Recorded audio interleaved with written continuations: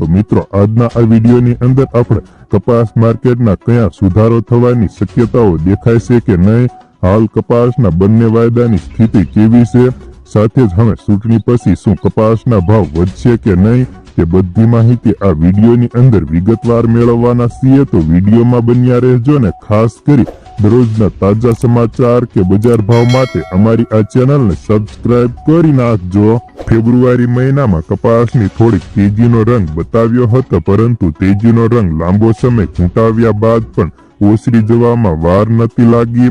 ફેબ્રુઆરી મહિનાની તેજીની ગાડી પકડી ન શક્યા હોય એવા ખેડૂતો કપાસના બજારમાં હવે લાંબી ટૂંકી કર્યા વગર તાળે અને હાથ પીળા કરીને થોડી તેજીને 1500 ની આજુબાજુ નીકળી જાય, કારણ કે હજી આપણા નવા કપાસને 5 મહિનાનો સમય છે, પરંતુ ચાઇના, અમેરિકા, બ્રાઝિલ જેવા હવે માર્કેટની અંદર 2 થી લઈને 3 મહિનામાં ફરી નવો કપાસ ઠલવાવવા લાગશે।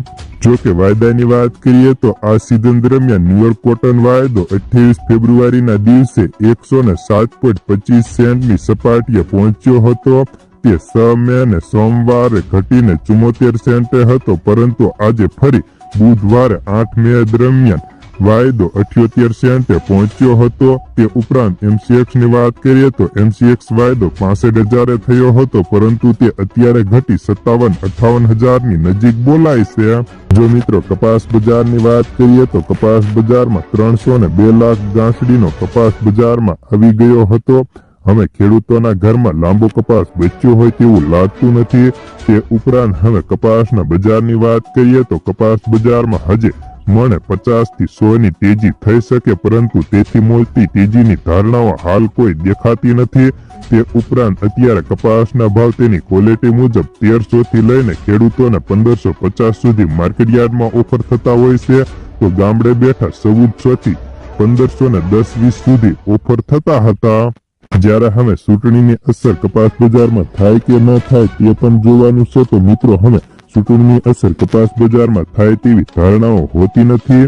તે ઉપરાંત હવે કપાસ બજારની વાત કરીએ તો કપાસ બજારમાં હવે મોટી તેજીની કોઈ ધારણા નથી, જેથી ખેડૂતોને હવે રડિયો ખડિયો કપાસ પડ્યો હોય તો તેવા ખેડૂતોએ હવે 15 દિવસમાં હાથ પીળા કરીને ટાળીને નીકળવામાં ફાયદો રહે તેમ કહેવાય, કારણ કે આ વર્ષે ચોમાસાની સિઝન થોડી વહેલી દેખાય છે, જેના કારણે કપાસ બજારમાં હવે મોટી તેજીની ધારણા નથી ને હવે રડિયે ખડી જીનો પણ બંધ થવા લાગી છે।